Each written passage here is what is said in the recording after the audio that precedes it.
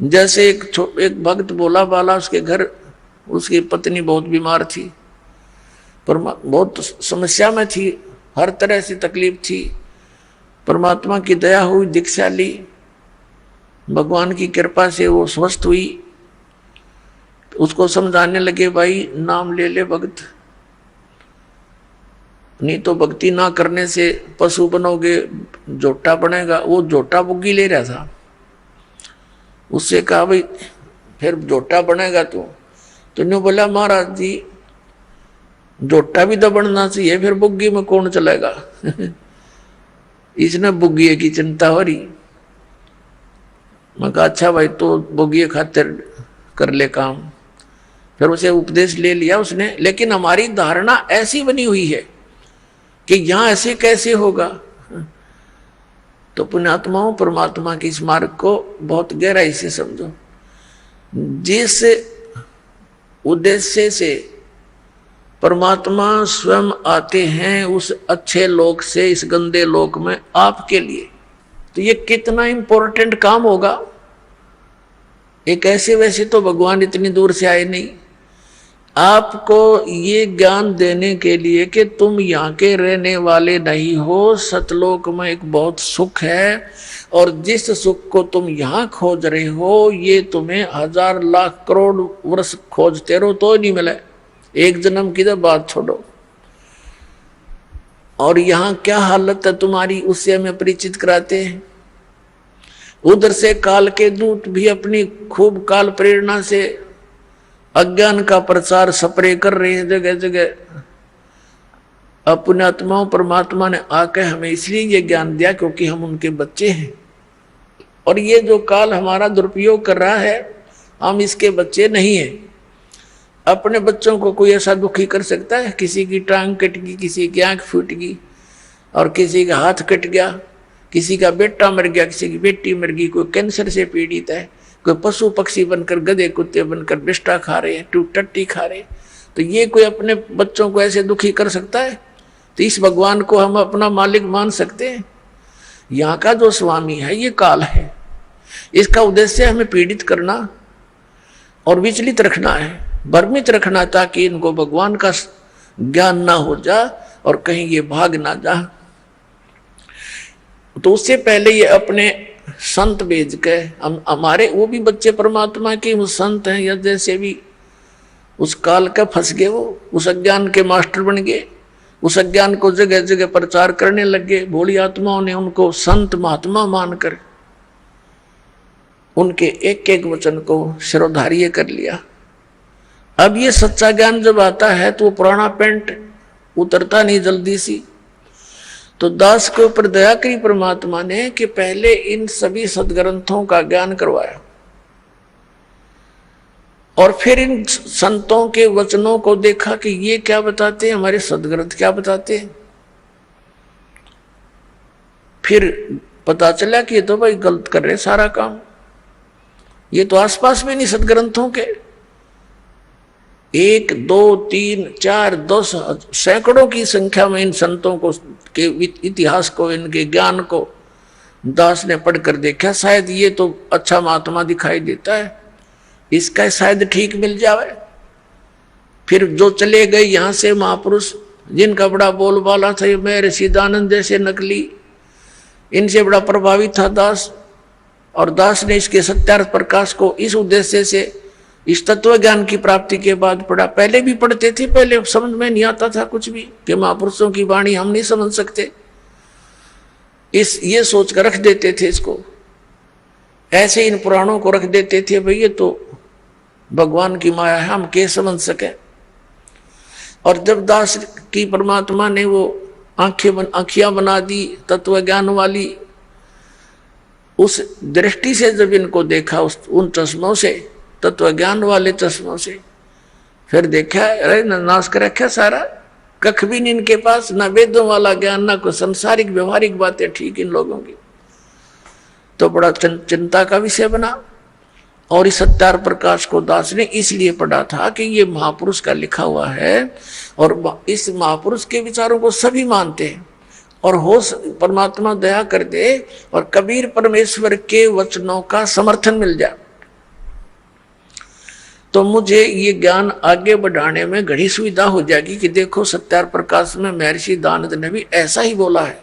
अब देखा तो महर्षि दयानंद ऐसा नकली पाया को देखा को नहीं मैंने, तो तेरा गजब भैया, एक भी व्याख्या वेदों और किसी से भी नहीं मिल रही, सदग्रंथों से, तो बड़ा दुख हुआ। तो इसलिए फिर जनता के सामने रखने शुरू किए कि ये ओरिजिनल नोट है, हमारे सदग्रंथ तो ओरिजिनल नोट है और ये डुप्लीकेट नोट है इन संतों के जिनको तुम ओरिजिनल मान करके ग्रहण किए हुए हो। अब प्रारंभ में तो दास को बड़ी कठिनाई का सामना करना पड़ा, क्योंकि श्रद्धालु लोग ये कहते हैं कि किसी की आलोचना नहीं करनी चाहिए, अपना ज्ञान बताओ।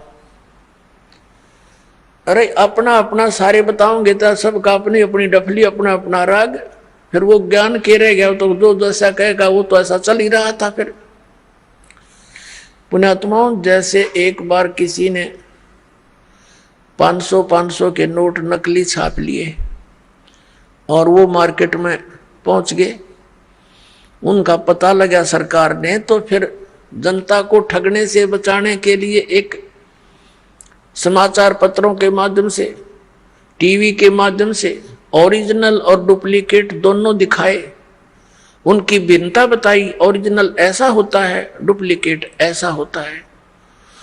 तो क्या सरकार आलोचना कर रही थी? एक महापरोपकार कर दिया ना, लाखों लोग ठगे जाते, गरीब व्यक्ति मारे जाते जिनके 5-7 हजार रुपये होते रुए ठग नकली कागजों में लग जाते। तो पुण्यात्माओं, दास का यही प्रयत्न समझ लेना, ये पूरा विश्व याद किया करेगा इस दास को। ठीक है, दास को बहुत कठिनाइयां आई हैं,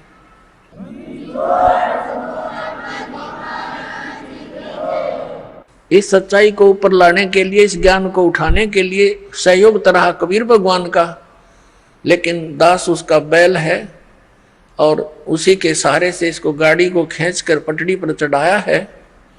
पहले तो खाचे में कीचड़ में डाल रखी थी और इसमें बहुत से संकट दास के ऊपर आए हैं। साथ में हमारे बच्चे जो परिचित हो गए थे उन्होंने बड़ा सहयोग दिया अपने बहन भाइयों को समझाने का, वहाँ तक ये संदेश भगवान का पहुँचाने में बहुत सहयोग दिया है। और आपका भी फर्ज बनता है, ये सच्चाई है और सच्चा ज्ञान है, इससे पूरे विश्व में शांति होगी। प्रत्येक प्राणी का कर्तव्य बनता है पहले आप अच्छी तरह समझे दास के विचारों को और शब्द ग्रंथों को और उन महापुरुषों के विचार जो दास आपके रूबरू कराता है कि उन महापुरुषों ने भी ऐसी साधना की, उनसे उनका मोक्ष हुआ, तो उनको अच्छी तरह समझकर फिर आप लगो और साथ में औरों को भी ट्राई करो प्यार से।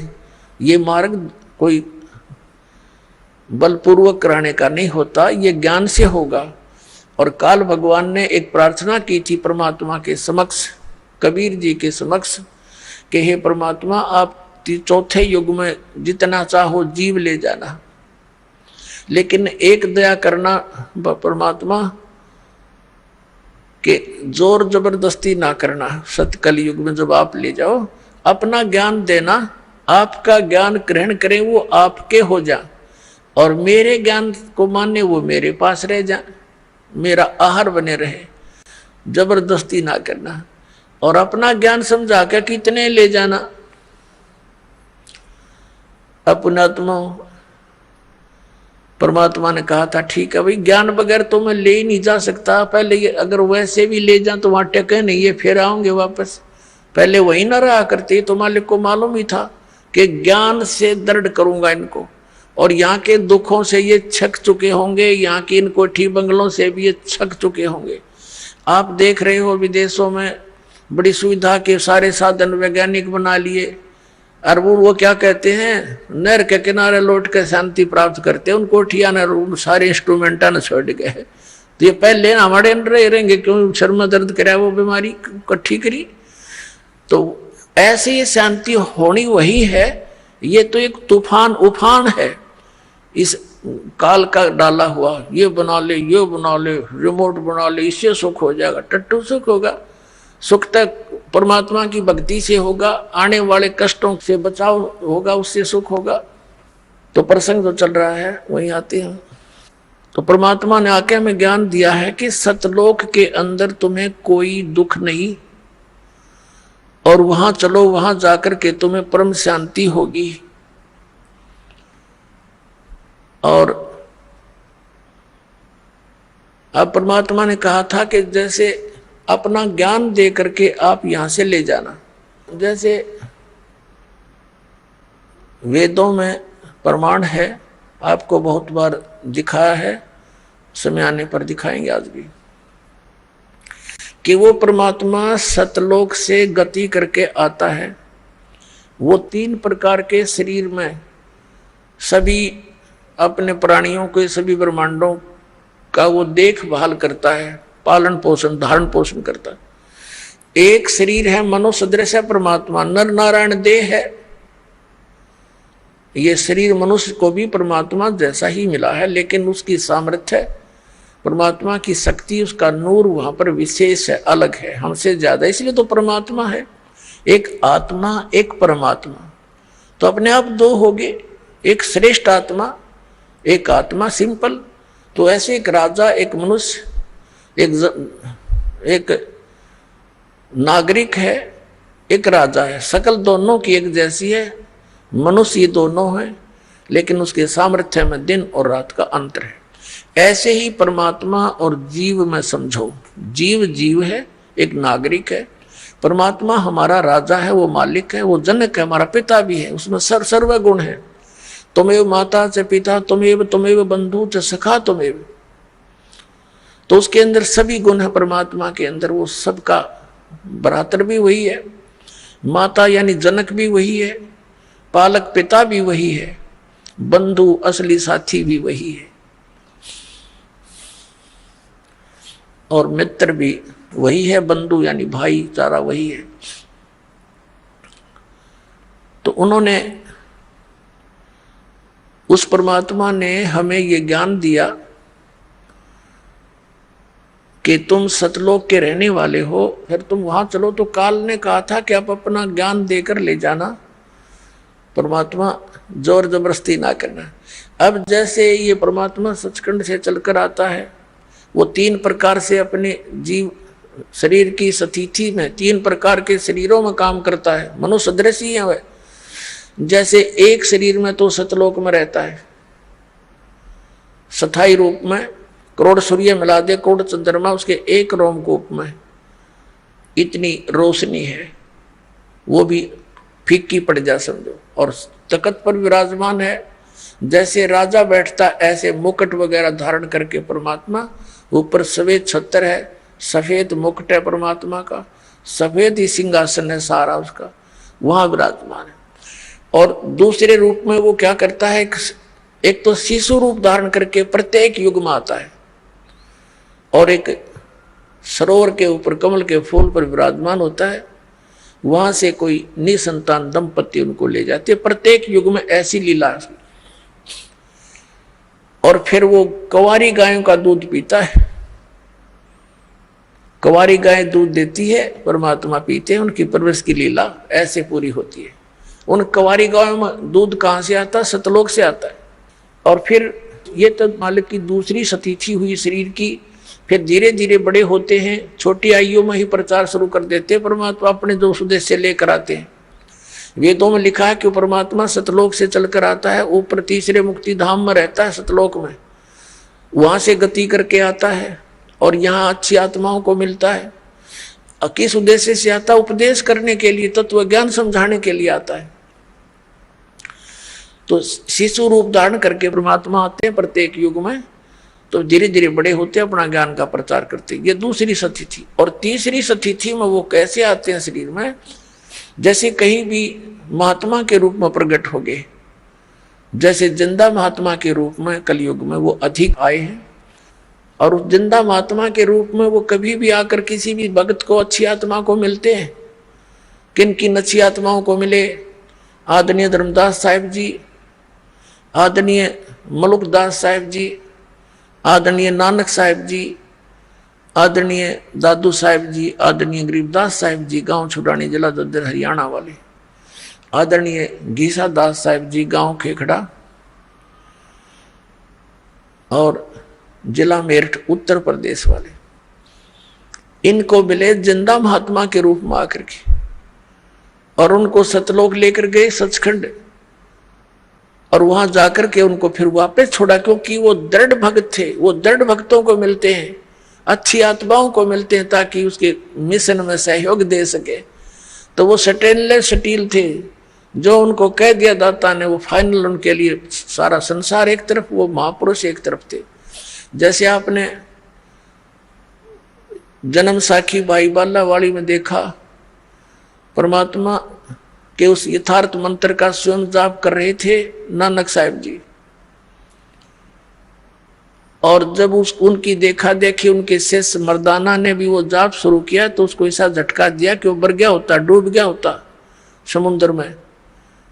एक बस ऐसी घबरा गया मर्दाना। तब उसको कहा कि तू नकल ना कर, मेरी करनी ना देख, मैं जो बोलता हूँ गुरु की आज्ञा का पालन कर। तो वो दृढ़ भगत थे, किसी विशेष समाज सिख समाज को सतनाम नहीं बताया उन्होंने। समाज अपने स्थान पर, भगवान अपने स्थान पर है। तो वो भगवान के बच्चे थे, वो दृढ़ व्यक्ति थे, दृढ़ भगत थे, श्रेष्ठ आत्माएं थी। उनका उद्देश्य ये नहीं था कि भी मैं इसके ना बताने से कोई हानि समाज को होगी, नहीं, वो तो जैसी थी उसी चल ही रही थी। अब उससे घनी हानि हो जाती, चाहे वो डिक्लेयर कर जाते। आज ये सारे नकली पंथ, ये सतलोक की महिमा गाने वाले काल के द्वारा चलाए गए सारे नकली पंथ, अब गुरु ग्रंथ साहब से पढ़कर यही नाम देते रहते। ऐसा झटका दे दिया कि डर गए सारे, पूरा सिख समाज के खबरदार देश नाम का जाप किया। मर्दाना ने किया था, मर गया होता, और गुरु जी का आदेश है, उसकी आज्ञा की अवहेलना हो जाएगी, ऐसा भय पैदा कर गए। क्या वो हमारे हितैषी नहीं थे? वो परम हितैषी थे, वो जानी जान थे कि आग लग जाएगी, जाइए मंत्र दे दिया तो नाश हो जाएगा बात का। तो ऐसे उन दृढ़ भक्तों को परमात्मा आकर मिलते हैं। तो ये तीसरी स्थिति थी उनकी। अब उनको हिदायत दे दी थी कि समय आने पर इसको फिर देंगे अपने बच्चों को। अब जैसे कोई भी हिंदू धर्म में देख लो, सिख धर्म में देखो, विशेषकर इन दोनों धर्मों में दास देख रहा है। बाकी मुसलमान धर्म से और ईसाई धर्म के क्या क्रिया है इतना विशेष दास परिचित नहीं है।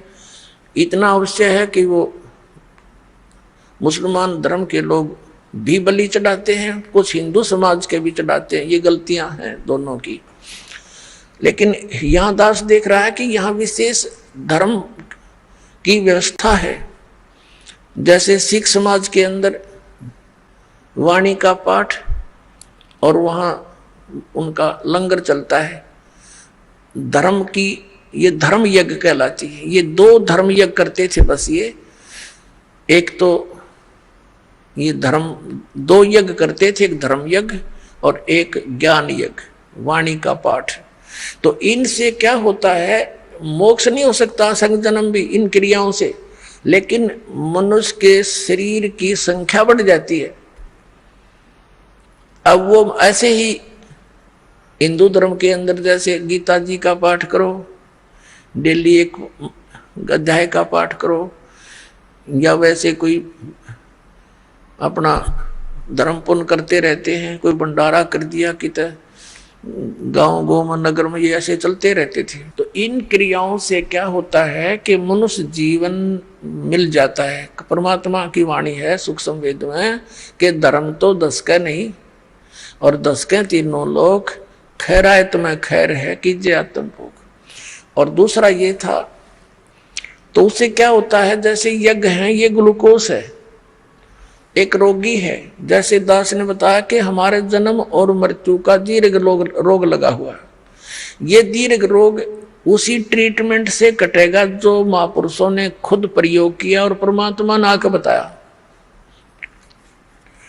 और अब इस दास को इस मार्ग का मास्टर बना दिया, डॉक्टर बना दिया, सर्जन बना दिया।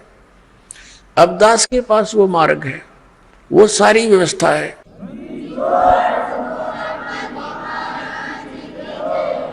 और उन महापुरुषों ने क्या किया कि इस पूरे मानव समाज का ग्लूकोस लगा दिया। ग्लूकोस जो होता है ये रोग नहीं नाश करता, ये शरीर को नष्ट होने से बचाता है, पानी की अक्षति पूर्ति करता है, जैसे सर्जन यानी डॉक्टर कई बार गया हो, कोई इमरजेंसी केस आ जाते हैं, ये कंपाउंडर और दूसरे उनसे पूछते हैं जी ऐसे ऐसे एक मरीज है क्या करें, तो वो कहता है इसको ग्लूकोज लगा दो और ये इंजेक्शन लगा दो, तब तक मैं आता हूँ।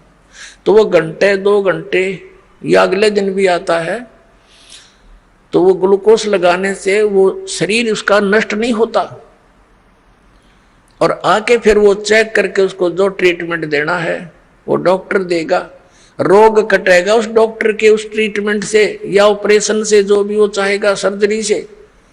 ग्लूकोज उसकी रक्षा करती रही, शरीर का नाश नहीं होने दिया। तो इस मानव समाज को वो महापुरुष ग्लूकोज लगा के इन यज्ञों का ओनली बस ये ट्रीटमेंट नहीं दिया उस समय, क्योंकि कुछ ऐसी स्थिति थी। तो अब परमात्मा ने इस दास को भेज दिया, वो डॉक्टर बना के, वो सर्जन बना के, और आदेश दे दिया। उनको मना कर दिया था सतनाम नहीं देना, दास को आदेश दे दिया कि अब दे सतनाम और दे दे सार नाम। समय आ गया पिछली पीढ़ी का। बोलो सतगुरुदेव।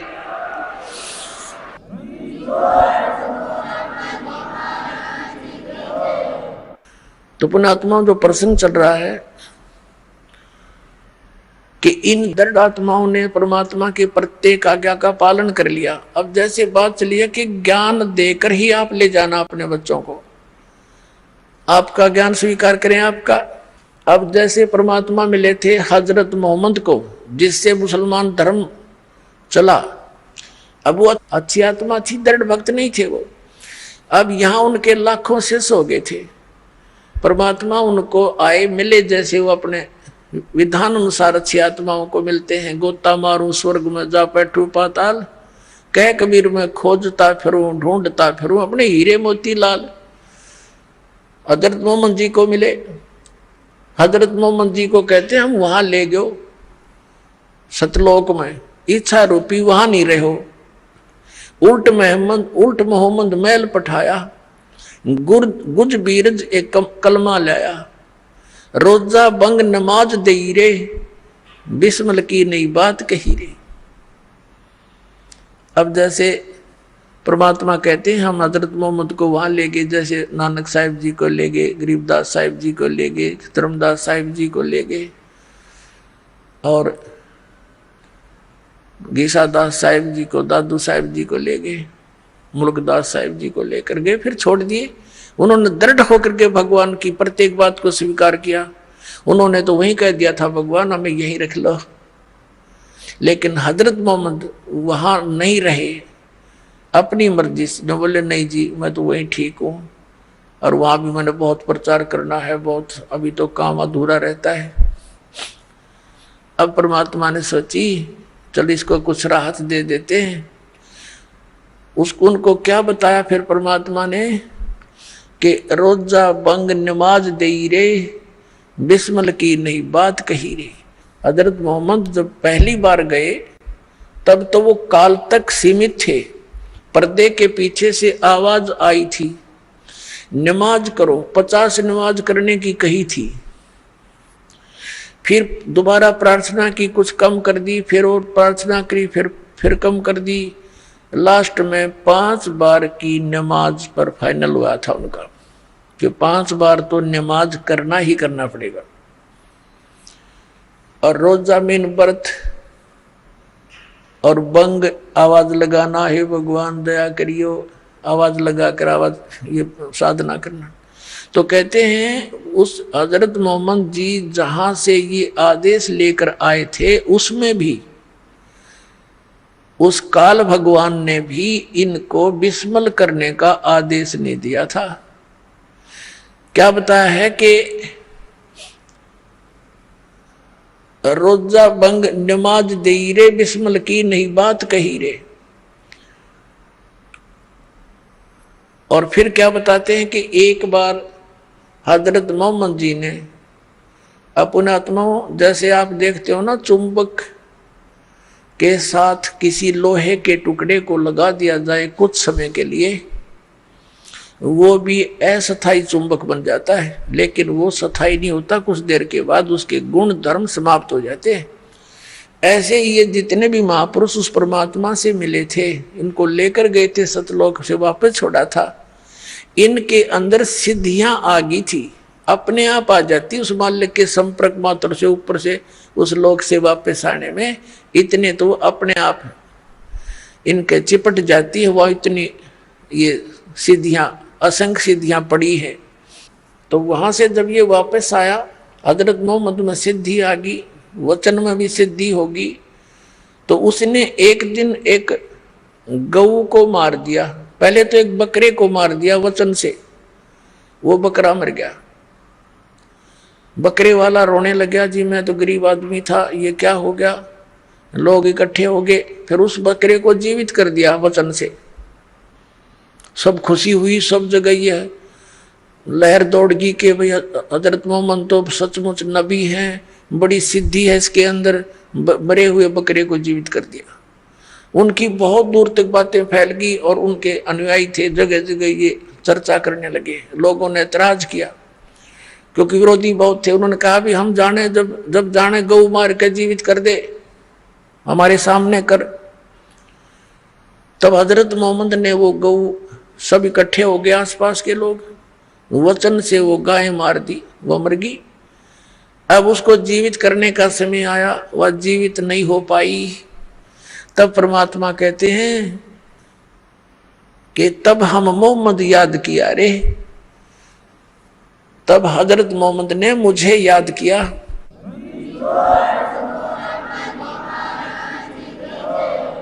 तब हम मोहम्मद याद किया रे, शब्द स्वरूपी हम बेग गया रे।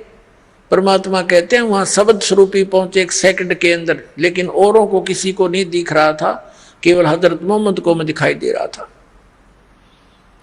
मुई गऊ हमने तत्काल जवाई, और तब मोहम्मद के निश्चय आई। वो मरी हुई गाय को मैंने जाकर तुरंत जीवित कर दिया। तब मोहम्मद जी को विश्वास हुआ कि कबीर सचमुच ये तो परमात्मा के नुमाइंदे हैं। कहते जब मोहम्मद के निश्चय आई, तुम कबीर अल्लाह दरवेशा, और मोहम्मद का तब गया अंदेशा। फिर क्या बताते हैं कि नबी मोहम्मद नमस्कार है, राम रसूल कहाया, 1,80,000 को सौगंध जिन नहीं कर चलाया। अरस कुरस पर अल्लाह तकत है, अरस के कुरस पर, आसमान के अंतिम छोर पर अरस कुरस पर अल्लाह तकत है। उस परमात्मा का स्थान है जहां कबीर साहब का अपना स्थान है। और खालिक बिन नहीं खाली, उस परमात्मा की दृष्टि में सभी प्राणी हैं, उससे कोई बचा नहीं है। और वो पैगंबर पाक पुरुष थे साहिब के अब्दाली। अब क्या बताते हैं कि तुम हजरत मोहम्मद का नाम लेकर गऊ मार रहे हो। ये गऊ जो मनाते हो वो दिन, जिस विशेषकर गऊ काटते हो, तो उन्होंने गऊ शब्द से मारी थी, शब्द से जीवित कर दी थी, क्योंकि लोगों ने ये सोचा था कि हजरत मोहम्मद ने जीवित कर दी। तो उसके लिए फिर कहा कि बारी गऊ शब्द के तीरम, वचन के तीर से मार दी। और ऐसे होते मोहम्मद पीरम, वो मोहम्मद पीर ऐसे थे। और शब्द फेर जवाई, अंसा राख्या गोसत नहीं बाखा, ऐसे पीर मोहम्मद भाई। अब परमात्मा देख अब पे तो सारा काम करे, फिर उसको शाबाशी दे रहे हैं। अरे हजरत मोहम्मद तो ऐसे महापुरुष थे, उन्होंने वचन से गाय मारी थी और वचन से जीवित कर दी। मांस नहीं खाया उन्होंने, जीव की रक्षा करी, और तुम मांस खाते हो उनकी आड़ में। तो उसके लिए कहते हैं वो पैगंबर पाक पुरुष थे साहिब के अब्दाली, वो महापुरुष थे, पवित्र आत्माएं थी। तुम उनके जब में ये पाप करते हो खुद और नाम लेते हो उनका।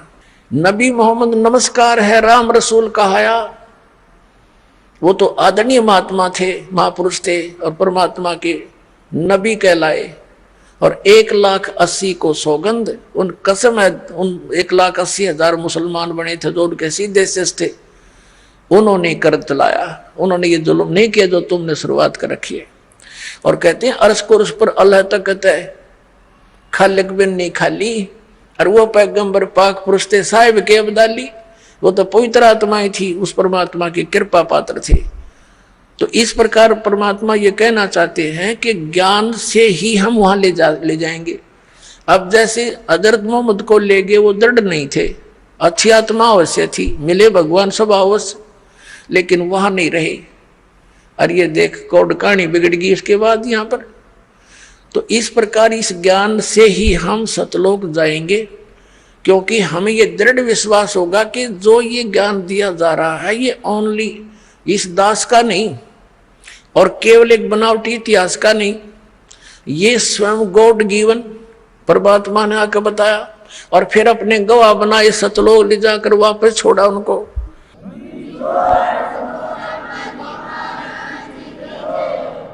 और उन्होंने यही बताया, उन्होंने यही बताया, क्या बताया? मन तू चल रे सुख के सागर, जहां शब्द सिंधु रत्नागर। आदरणीय गरीबदास साहिब जी को परमात्मा सचखंड लेकर गए थे और फिर उनको वापस छोड़ा था, अपना गवाह बनाया था, उनको समझाया था, बेटा ये काल के जाल में फंसे हुए हैं आपके सभी भाई बहन और इनको समझाना है, ये ज्ञान मैंने तुझे दिया है, इसको प्रमाणित करके जाना।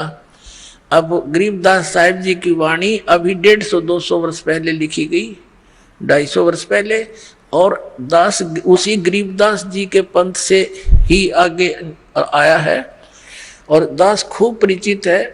परमात्मा ने ऐसी सख्त हिदायत दे रखी थी गरीबदास जी को और गरीबदास जी ने आगे फिर ऐसी सख्ती से काम लिया कि इस वाणी में अगर किसी ने फेर बदल किया तो उसकी वो खैर नहीं रहेगी। ये दास देखा करता था कि गरीबदास ही संत महात्मा होते थे, ग्रंथ साहब में बहुत कुछ ऐसी बातें लिखी थी, वो चाहते थे किसी ने इसमें संशोधन कर दे थोड़ा। तो एक ने कोशिश की थी, उसको अधरंग मार गया संत को, आजीवन दुखी रहा। तो सब ने ये मान लिया कि जो इसके अंदर लिखा है परमात्मा का आदेश है, गरीबदास जी नाराज हो जाएंगे, इसको चेंज नहीं करना, ना तो ये भी बिगाड़ देते स्वरूप इस वाणी का।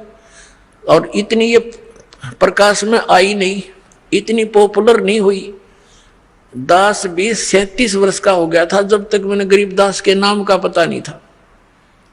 जब 37 साल की उम्र में ये नाम प्राप्त हुआ सन 1988 में, तब गरीबदास नाम सुना था और फिर वह जाने लगे, जब वाणी सुनी थी या पढ़ने में आवे नहीं, इस प्रकार की अमरवाणी हमने कभी देखी ना, हमने तो हनुमान चालीसा पढ़े थे, ये सारी और तरह की वाणी। और उसमें जब ये बताने लगे जिसमें कुछ ऐसी बातें हैं, परमात्मा जैसे अपने बच्चों को धमका देता है सभी पंथों और ग्रंथों वालों अन्यों को, ऐसी वाणी भी लिखी है। तो फिर किसी ने बताया कि भी ये ऐसी ऐसी वाणी में सुधार करना चाहिए, तो वो दूसरा महात्मा कह रहा था इसमें छेड़ मत देना। एक दो ने ऐसे किया था, वो ऐसे ऐसे बहुत दुखी हो गए थे, मालिक ने जो बोल रखी है वाणी में परिवर्तन नहीं होना चाहिए। तो इस दृष्टिकोण से इसमें बिगाड़ नहीं हो पाया, ये एज इट इज मिल गई हमने। परमात्मा ने इसका दोबारा इसलिए दिया था क्योंकि कबीर सागर में इन काल के दूतों ने गड़बड़ कर दी थी। उस अक्षति को पूर्ति करने के लिए गरीबदास जी के माध्यम से अपनी वाणी का, उस यथार्थ ज्ञान का पुनः प्रकाश करवा दिया। अब क्या बताते हैं, हमने अपने को ये विश्वास हो जाना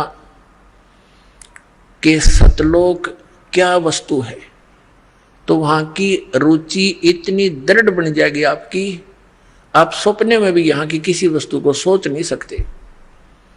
इस ज्ञान से होगा। जैसा भी ये नकली पंथ ये बताते रहे, सतलोक के गुण गाते रहे, सचखंड सतलोक कहते रहे, सतपुरुष भी याद था इनके, लेकिन इनको ये नहीं मालूम सतनाम क्या है, सतपुरुष कौन है, सतनाम क्या है, सतलोक क्या है, सार शब्द क्या है। वही सतपुरुष, वही सतनाम, वही सार शब्द, वही सार नाम है, और वही सतनाम, वही सार शब्द कोई तो कोई इनका। और सतलोक में कुछ नहीं, वहां प्रकाश ही प्रकाश है, चेतन ही चेतन है। आत्मा उसमें जाकर ऐसे मिल जाती है जैसे बूंद समुद्र में। ये तो इनका ज्ञान। और फिर समाधान, पांचों नाम काल के जाप करो, यो इनका समाधान। अर्जाम सतलोक ये फूटे भाग तरे, टिकट तल कटवारे लोग कलवस की। और जाना था हमने 7 समुद्रों पार, जहाज की टिकट चाहिए थी, वह उनके पास नहीं, और बात करने होगा हम जाएंगे दूसरे देश में, यानी दूसरे देश से स्वदेश आना हो, टिकट तो ले रखी लोकल बस की, और बताओ इन के जहाज की सतलोक हिंदुस्तान आवांगे, तो वो जहाज की टिकट तो अलग से होती है, वो लोकल बस की टिकट से अलग होती है। तो ये सतनाम जो है ये यहाँ से सतलोक जान की टिकट है, और सारनाम फिर इस पर दुर का पंच लग जाएगा, ले बात बन गई, फिर वहीं पहुंचेंगे हम सतलोक में। तो वहां ऐसी सृष्टि है जो यहाँ तो काल ने डुप्लीकेट बनवा रखा, सारा मटेरियल नकली, 5 तत्व 3 गुण से, ये नासवान है सारा कुछ, यहाँ के सब भगवान, इनके देवता कृत्रिम, ये सब नासवान है। और वहां सतलोक के अंदर अभी परमात्मा ने अभिज्ञान सुनाते हैं, जैसा कि श्रीमद् भगवद गीता अध्याय नंबर 7 के श्लोक 29 में कहा है कि तत्ब्रह्म को जानकर और सारे अध्यात्म ज्ञान से परिचित, सभी कर्मों से परिचित प्राणी केवल जरा और मरण से, जरा माने वृद्ध अवस्था बुढ़ापा, मरण माने मृत्यु से छूटने का प्रयत्न करते हैं, वे उस तत्ब्रह्म को जानते हैं। तत्ब्रह्म के विषय में अर्जुन ने 8वें अध्याय के प्रथम श्लोक में पूछा कि किम तत्ब्रह्म, वो तत्ब्रह्म कौन है, वो भगवान कौन है जिसको जानने के पश्चात प्राणी केवल जरा और मरण से छूटने का, बुढ़ापे और मृत्यु से छूटने का ही प्रयत्न करता है। 8वें अध्याय के 3रे श्लोक में गीता जी में गीता ज्ञानदाता ने कहा वो परम अक्षर ब्रह्म है, यानी गीता ज्ञानदाता से अन्य है, और वो वास्तव में अविनाशी परमात्मा है। गीता जी अध्याय नंबर 15 के श्लोक नंबर 17 में कहा है कि उत्तम पुरुष तु अन्य परमात्मा इति उदारते, यह लोक धर्म अविश्य विवर्ती अवैश्वर है, वो अविनाशी परमात्मा है, और बाकी ये सभी नासवान है। गीता ज्ञानदाता स्वयं कहता है अर्जुन तेरे और मेरे बहुत जन्म हो चुके हैं। गीता जी अध्याय नंबर 4 के श्लोक नंबर 5 और 9 में, गीता जी अध्याय नंबर 2 के श्लोक 12 में, गीता अध्याय नंबर 10 के श्लोक नंबर 2 में ये स्पष्ट किया गीता ज्ञानदाता ने कि अर्जुन तेरे और मेरे बहुत जन्म हो चुके हैं, तू नहीं जानता मैं जानता हूं। तो गीता ज्ञानदाता नासवान, और गीता अध्याय नंबर 15 के श्लोक नंबर 16 और 17 में 2 पुरुष बताए हैं, वो दोनों नासवान, सर पुरुष और अक्षर पुरुष, क्योंकि उसमें स्पष्ट किया है कि ये और इनके अंतर्गत जितने प्राणी हैं सब स्थूल इनका नासवान है, जीवात्मा तो किसी की मरती नहीं। इसलिए 15वें अध्याय के 17वें श्लोक में कहा कि उत्तम पुरुष तु अन्य है परमात्मा इति उदारते, जिसे परमात्मा कह सकते हैं वो है परमात्मा, श्रेष्ठ आत्मा। श्रेष्ठ आत्मा वो होती है जो कभी दुख नहीं देके और सुख सुख देता है, और जहाँ गेला टांग काटे और मौत करे और बढ़िया मोहन भोजन खिलावे, काजू किशमिश, तो श्रेष्ठ आत्मा थोड़ा हुआ। ये सब कुछ भी खिलावे और लेकिन दुख ना दे, ना मृत्यु हो, वो है श्रेष्ठ आत्मा, वो परमात्मा है, वो हमारा प्रभु है, परमेश्वर है। और यह लोक धर्म अविश्य विवृत्ति, अविश्य मन प्रवेश करके, अवैश्वर है, वो अविनाशी परमात्मा है। तो यहाँ क्या बताया है, और वो सतलोक में रहता है। गीता जी अध्याय नंबर 18 के श्लोक नंबर 62 में कहा कि अर्जुन तू सर्वभाव से उस परमेश्वर की शरण में जा, उस परमेश्वर की कृपा से ही तू परम शांति को और सनातन परम धाम को प्राप्त होगा। शाश्वत स्थान, कभी नाश ना होने वाला स्थान, और वहां जाकर परम शांति होगी। अब क्या बताया है, जैसे इन महापुरुषों ने भी यही बताया कि सचखंड में ये सुख है, सचखंड में ऐसा सुख है, सतलोक में ऐसी सुविधाएं हैं, वहां चलेंगे बिल्कुल ऐसे ही सृष्टि होगी, लेकिन मृत्यु कभी नहीं होगी। अब पुण्यात्मा अगर हमारी यहाँ मृत्यु ना हो तो गर्मी सर्दी ने तो देख लिया, हम इतने ढीठ हो रहे हैं, कोई बात ना, इसके तो हम सहन करने के आदि पड़ गए। और बुढ़ापा ना हो फिर हम कदे भी ना जाओ, उड़ा जरूर तेरी हमने वहाँ की, और गेला मृत्यु हो, बता इस मृत्यु ने, ये तो सबसे बुढ़ा काम, सारा जीवन जिस व्यवस्थापक के करने में लगे रहते हैं। वृद्ध बुढ़ापा जब लास्ट एज आती है इसकी, सब तक सारा शरीर कंडेम हो जाता है, उठा जाता ना बैठा जाता, ना काम करती ना जाड़ करती, पहले तो कैर यही टूट ले इस पे, और फिर आ गई हम के दूध गड़े। तो परमात्मा कहते हैं जो सच्ची भक्ति नहीं करते, कहते जीवित जग में जूती पड़े फिर जब लोड़े छाती। परमात्मा ने बहुत गहरा ज्ञान समझाया पुण्यात्मा, यो गणे दिन में समझ में आओगा आपके, क्योंकि आप पहली कक्षा के बालक हो, कोई दूसरी कक्षा का, यानी कोई 2 वर्ष से, कोई 1 वर्ष से, कोई 6 महीने से, कोई 1 महीने से। तो लगे रहना इसमें, क्योंकि ये कोर्स है कंप्लीट, और ये आखिरी सांस तक पढ़ना पड़ेगा आपने। जब तक आप पृथ्वी पर हो, ये समझ लो आपका प्रवेश है इस विद्यालय में, इस कॉलेज में। और जब ये तुम्हारी पढ़ाई पूरी हो जाएगी तब यहाँ से चले जाओगे, यहाँ नहीं रहोगे, सतलोक जाओगे सीधे, वहां सुविधा मिलेंगी सारी इस पढ़ाई से।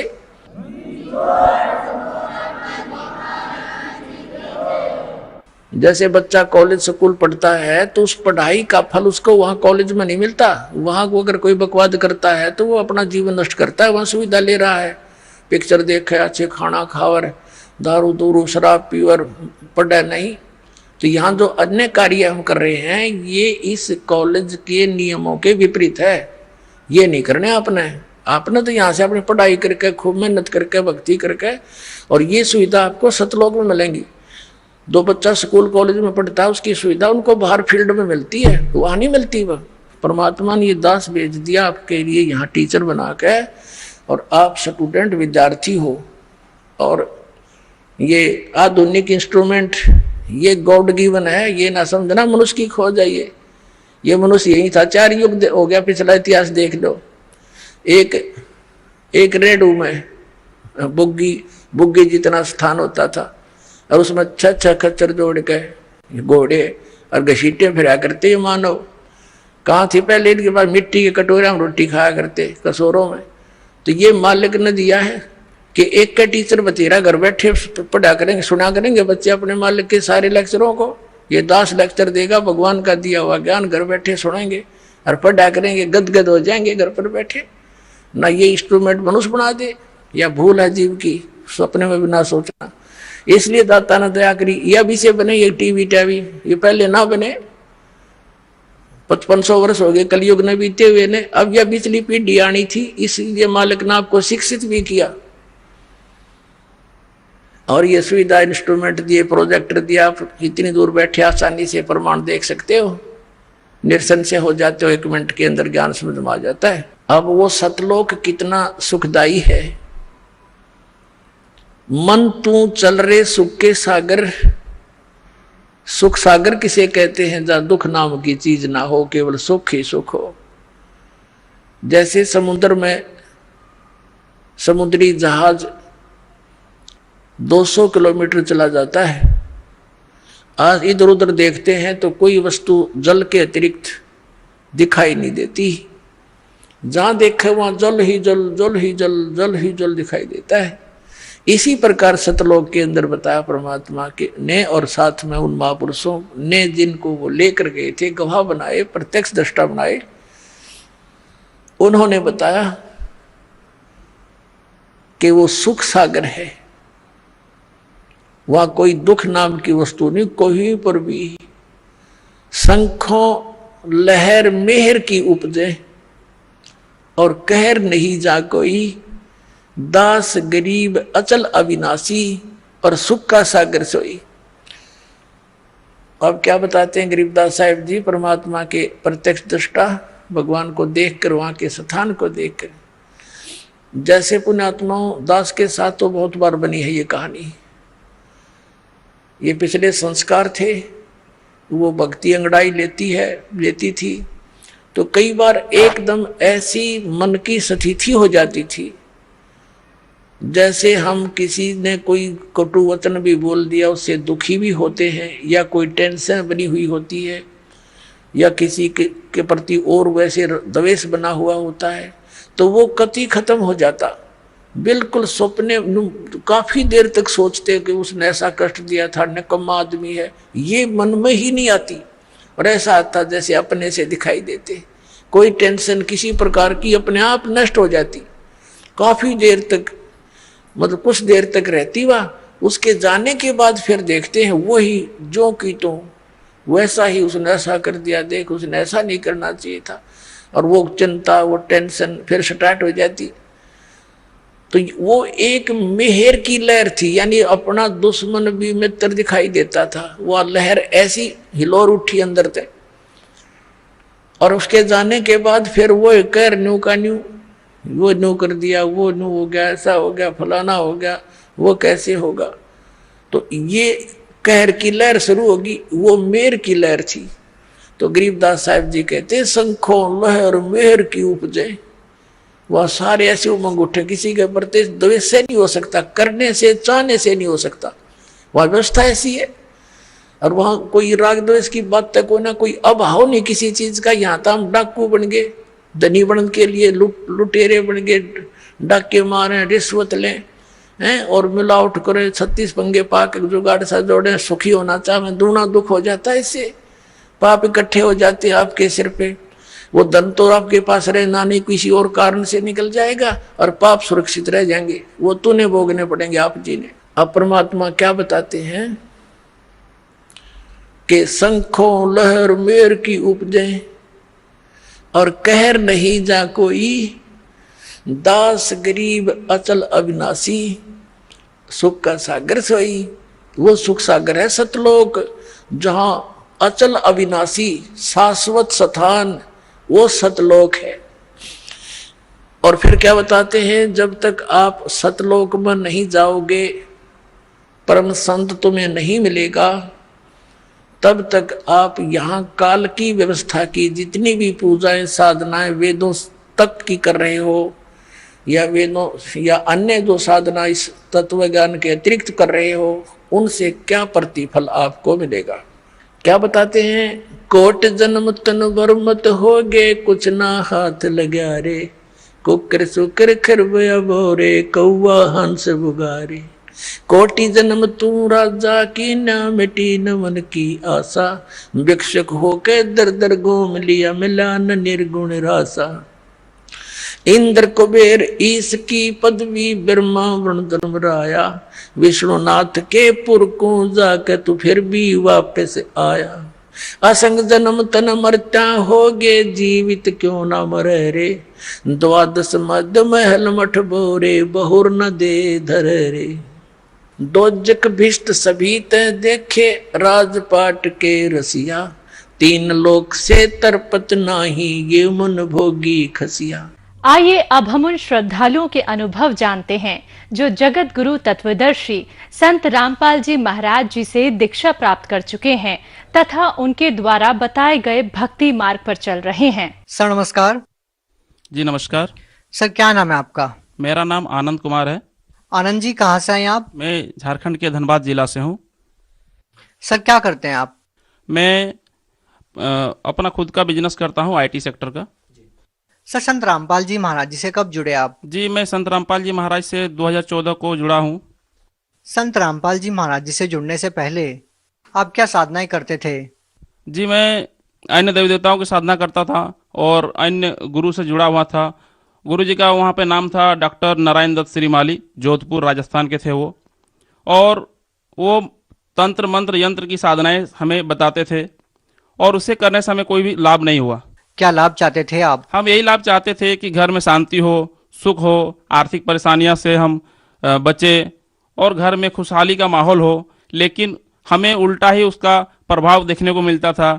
हमें दिन प्रतिदिन अलग अलग समस्याओं का सामना करना पड़ता था।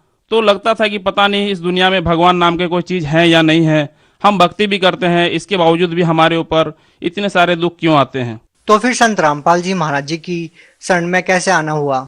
जी जिसमें बिजनेस को मैं करता था उसमें हमारे कलीग्स थे, वो जगदीश नाम था उनका। एक बार मैं उनके पास मिलने के लिए गया तो उन्होंने बताया कि भाई साहब ये जो दुनिया है ये हमारा रहने लायक नहीं है, इससे अलग कोई और दुनिया है, वो सतलोक है। तो जब इस सब बातों को मैंने पहली बार सुना तो मेरे को लगा कि वो इंसान वाकई में पागल हो चुका है और वो मुझे भी पागल बना रहा है। तो उन्होंने जाते जाते मेरे को एक पुस्तक थमा दी। पुस्तक की नाम थी ज्ञान गंगा। तो उन्होंने जब मेरे को वो पुस्तक दी तो मुझे लगा इस पुस्तक को पढ़ने से मैं क्यों पागल बनूं। मैं उस पुस्तक को किसी दूसरे अपने फ्रेंड्स को दे दिया और उसी दिन जब मैं घर पे आया तो मैंने अपने पापा को बताया कि वो मिले थे जगदीश जी, तो इस तरह बातें कर रहे थे कि ये दुनिया हमारे रहने लायक नहीं है, इससे और कोई और दुनिया है जहाँ हमें जाना है, उसकी भक्ति कुछ और है। तो पापा ने हमसे पूछा कि उन्होंने कुछ दिया, तो मैंने उनको बताया कि हाँ उन्होंने एक पुस्तक दी थी, लेकिन उस पुस्तक को मैंने ली नहीं, मैंने लेके किसी और को दे दिया। तो पापा ने बताया कि क्या आपके उसके विषय में कोई जानकारी आपको मिली है? तो हाँ, मैंने बोला कि हाँ वो कुछ बता रहे थे कि संत रामपाल जी महाराज बोल के ज्ञान गंगा कोई किताब थी। तो जब मैंने पापा को वह पुस्तक के विषय में बताया तो पापा ने घर में इंटरनेट पे सर्च की जगत गुरु संत रामपाल जी महाराज। तो वो वीडियो उन्होंने जब देखा तो हम लोग काफ़ी आश्चर्यचकित रह गए कि क्या ऐसा भी हो सकता है। जिन साधनाओं को अभी तक हम लोग करते आ रहे थे वो सारी की सारी साधनाएं हम शास्त्र विरुद्ध कर रहे थे। तो पापा ने बताया कि वो पुस्तक कैसे मिलेगी। तो फिर हमने दोबारा जिन्होंने पुस्तक दिया तो उनको कांटेक्ट किया, तो उन्होंने बताया एक पीस और पुस्तक बची हुई है, आप आके ले जाओ। हमने उनसे कांटेक्ट किया और उनसे वो पुस्तक ली और फिर पापा ने घर में आके पढ़ा और पापा पढ़ के उस ज्ञान को समझ गए और उन्होंने बरवाला में जाके संत रामपाल जी महाराज से नाम उद्देश्य लेके भक्ति प्रारंभ कर दिया। सर, संत रामपाल जी महाराज जी से नाम दीक्षा लेने के बाद क्या आपको वो लाभ मिले जो आप चाहते थे जोधपुर में जिस महाराज से आप जुड़े हुए थे? जी बिल्कुल, मेरे पापा ने नाम दीक्षा लेने के बाद ये जो भक्ति शुरू की तो उनको शारीरिक लाभ होना शुरू हो गया था, क्योंकि मेरे पापा को डायबिटीज, शुगर जो जिसको बोलते हैं, जिसकी कोई इलाज नहीं है पूरी दुनिया में, और शुगर के साथ साथ उनको हार्ट की प्रॉब्लम आ गई थी, वाल्व भी एग्जाम हो गए थे। सर, लेकिन शुगर का इलाज तो है, इसके लिए बहुत सारे ट्रीटमेंट अवेलेबल तो हैं हॉस्पिटल्स में। नहीं, पूरी दुनिया में शुगर की कोई परमानेंट इलाज नहीं है कि दवाई इतने दिन खा लो उसके बाद आपको कोई दवाई की जरूरत नहीं पड़े, ऐसा कोई इलाज अभी तक हम लोगों को नहीं मिली है। तो गुरु जी की जब भक्ति उन्होंने शुरू की तो उनको शारीरिक लाभ होना शुरू हो गया, लेकिन मेरे को इस ज्ञान में भरोसा नहीं था, क्योंकि मेरे को मन में हमेशा यही लगता था क्या ये सच्चाई है जो गुरुजी वीडियो के माध्यम से बताते हैं कि ब्रह्मा विष्णु महेश की भी जन्म और मृत्यु हुआ करती है, वह नासवान है। तो हमने गीता प्रेस गोरखपुर की एक पुस्तक उनके स्टॉल से जाके खरीद के लाया, श्रीमद् भागवत गीता, और हमने सोचा कि जरूर संत रामपाल जी महाराज कुछ न कुछ हेर फेर करके या फिर कुछ न कुछ एडिटिंग करके वो बता रहे हैं किताबों के माध्यम से। अगर ये सच्चाई रहती तो क्या हम अन्य गुरु में जहाँ पे जुड़े हुए थे क्या हमें वो सच्चाई नहीं जानते, या अन्य जो भी ऋषि मुनि हुए क्या उनको ये जानकारी नहीं थी कि ब्रह्मा विष्णु का जन्म और मृत्यु होता है, वह नासवार नहीं है। जब हमने वो पुस्तक संत रामपाल जी महाराज के द्वारा जो बता रहे थे वो टीवी में, तो हमने वो पुस्तक को मार्केट से मंगाया, श्रीमद् भागवत गीता प्रेस गोरखपुर से। तो हमने उसको मिला के देखा, तो जब मिला के देखा तो हमारी आंखें फटी की फटी रह गई। वाकई में वो सारी चीजें जो संत रामपाल जी महाराज बता रहे थे टीवी में, वो सब कुछ हमने सच्चाई को देखा, और देखते ही मेरे मन में भी उमड़ने लगी कि गुरुजी इस नीच पे भी हमें दया करो, मेरे ऊपर भी नाम दीक्षा की दया हो। तो हमने अगस्त 2014 में संत रामपाल जी महाराज के आश्रम बरवाला, जिला हिसार, हरियाणा गया और मैं वहां से नाम दीक्षा लेके आया। सर, आपको क्या लाभ मिले संत रामपाल जी महाराज जी से नाम दीक्षा लेने के बाद? सबसे बड़ी लाभ ये है कि मैं पहले जो हमारी लाइफ थी वो काफ़ी मैं मांसाहार करता था। एक भी दिन ऐसा नहीं हो जो हमारे घर में फ्रिज में अंडा ना पड़ा हो या कोई मीट मछली मुर्गा ना बना हुआ हो। हम इतने आदी हो चुके थे मांस मछली के कि हम ऐसे दिन होते थे कि हम जो जिंदा मुर्गे होते थे उस मुर्गे को घर में ले आके उसको काट के बना के खाता था। और कभी कभी ऐसे भी होते हैं, क्योंकि हम लोग झारखंड के वासी हैं, तो झारखंड में अलग अलग त्योहारों में बलि की प्रथा चली आई है। तो हम लोग जो यहाँ पे पूजा के नाम पर जो बलि चढ़ाते थे, तो हम वहाँ पे बलि भी चढ़ाते थे और उस बकरे के मांस को काट के हम लोग खाते भी थे। तो हम एक राक्षस थे पहले, संत रामपाल जी महाराज के शरण में आने से हम स्वयं में मनुष्य एक बन गए। ये हमें संत रामपाल जी महाराज से सबसे बड़ी लाभ हुआ। और अगर बीमारी के तौर पे मैं बताऊं तो सबसे बड़ी लाभ ये हुआ कि मेरे ये जो गले के नीचे में व्हाइट टाइप के स्पॉट दाग हो जाते थे। कभी कभी डॉक्टरों से इलाज भी कराया था, तो दवाइयाँ खाते थे, कुछ दिनों के लिए ठीक हो जाती थी, फिर वापस वो हो जाती थी। लेकिन संत रामपाल जी महाराज की दया से ये दाग पूरी तरह से खत्म हो चुके हैं। और जीवन दान की जहाँ तक मैं बात करूँ, संत रामपाल जी महाराज की दया से आज मैं इस दुनिया में हूँ। क्योंकि एक दिन जब मैं NH2 पे जा रहा था तो काफ़ी स्पीड में मेरी बाइक थी और आगे आगे एक ट्रक जा रही थी। दोनों काफ़ी स्पीड में थे, लगभग 100 के आसपास की स्पीड में। अचानक से उस ट्रक ड्राइवर की नींद आ गई और वो ट्रक जो सीधा जा रही थी वो अचानक से रोड पे क्रॉस आके बीचों बीच खड़ी हो गई। तो उसके बीचों बीच खड़ी हो जाने के बाद ऐसा हुआ कि हमारे जो गाड़ी की इतनी रफ्तार थी, हमने ब्रेक भी लगाया, रोकने के काफ़ी प्रयास भी किया, लेकिन हमारे आंखें बंद हो गई कि पता नहीं अब मालिक अब क्या होगा। हमने संत रामपाल जी महाराज को याद किया और अगले ही पल हमने देखा कि वो हमारी गाड़ी और उस गाड़ी के बीच में मात्र 2 से 4 इंच की डिफरेंस रह गई थी और हम टकराने से वहां पे बच गए। और आर्थिक लाभ ये हुए कि संत रामपाल जी महाराज से जुड़ने के बाद जो एक जमीन हम लोग खरीदने के लिए उसके पहले काफी प्रयास कर रहे थे, 10 साल 20 सालों से उस जमीन को खरीद नहीं पा रहे थे, गुरु जी की दया हुई, वह जमीन भी परमात्मा ने अपने नाम पर रजिस्ट्री करवा दी। और गुरु जी से हमने प्रार्थना लगाई कि मालिक दया करो दाता, एक हमारी अगर मार्केट भी अगर हो जाती अपनी तो बहुत अच्छा रहता। तो गुरुजी ने बताया बेटा ठीक है, परमात्मा दया करेंगे। और अभी उस जगह पे, उस जमीन पे जो ऑन रोड है, आज उस एरिया की सबसे बड़ी मार्केट परमात्मा की दया, संत रामपाल जी महाराज की दया से वहां पे बन रही है। सर, आप भगत समाज को क्या संदेश देना चाहेंगे? जी, मैं भगत समाज को संदेश के हाथ जोड़ के प्रार्थना करता हूं कि अगर आपको किसी भी तरह का कोई आर्थिक, कोई मानसिक या कोई भूत प्रेत की बाधा हो तो आप यहाँ पर एक सिर्फ टेस्ट के नाम पर, मतलब कि चेक करने के लिए एक बार आप जरूर संत रामपाल जी महाराज से जुड़ें। और उसके बाद अगर आपको 2 महीने 3 महीने भक्ति करने के बाद अगर आपको कोई फायदा नहीं होती है तो आप बेशक यहाँ पे छोड़ के जा सकते हैं, लेकिन ऐसा कभी हो नहीं सकता है कि संत रामपाल जी महाराज के शरण में आप आए और आपको ऐसा कोई लाभ ना हो। सर, झारखंड के जो लोग संत रामपाल जी महाराज जी से जुड़ना चाहें, काफी गरीब लोग भी झारखंड में हैं, यदि वो जाने में सक्षम ना हो हरियाणा, तो वो लोग कैसे संत रामपाल जी महाराज जी से नाम दीक्षा ले सकते हैं? जी, संत रामपाल जी महाराज ने आज पूरे विश्व में, पूरे भारत में, हर एक राज्य के हर एक जिले में नाम दीक्षा केंद्र खोल रखे हैं। ये सेवा परमात्मा संत रामपाल जी महाराज ने दे रखी है।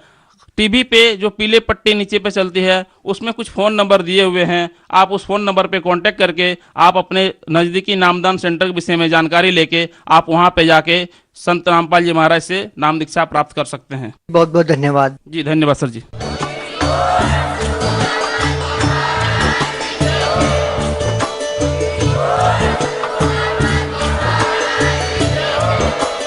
आप सुन रहे थे जगत गुरु तत्वदर्शी संत रामपाल जी महाराज जी के मंगल प्रवचन। अधिक जानकारी के लिए विजिट कीजिए हमारी वेबसाइट www.jagatgururampalji.org। संत रामपाल जी महाराज जी के शुभ आशीर्वाद से पूरे विश्व भर में 500 से भी ज्यादा नाम दीक्षा केंद्र हैं, जिन पर संत रामपाल जी महाराज जी द्वारा ऑनलाइन निःशुल्क नाम